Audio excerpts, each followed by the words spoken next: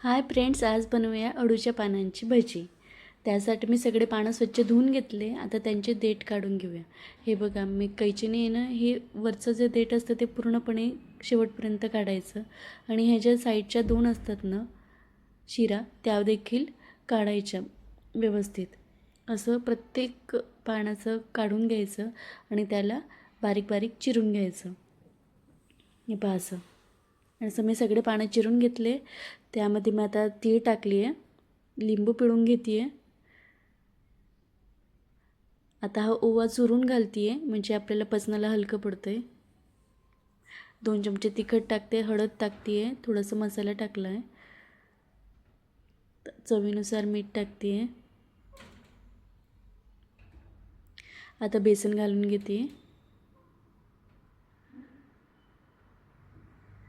छान मिक्स करून घेऊया. जसं लागेल तसं हळूहळू पाणी घालत जायचं. असं घटसरच बॅटर बनवायचं. थोडंसं अजून बेसन घालते. व्यवस्थित मिक्स करून घेते आहे.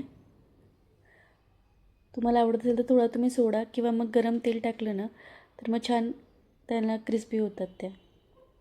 तेलात सोडून घेते. तेल गरम असेल तेव्हा त्यामध्ये भजी टाकून घेऊया.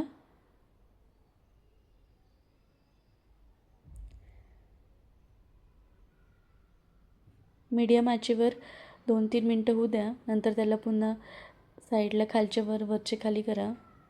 पूर्ण व्यवस्थित करून घ्या. काढून घेऊयात. पुढचं टाकून घेऊयात.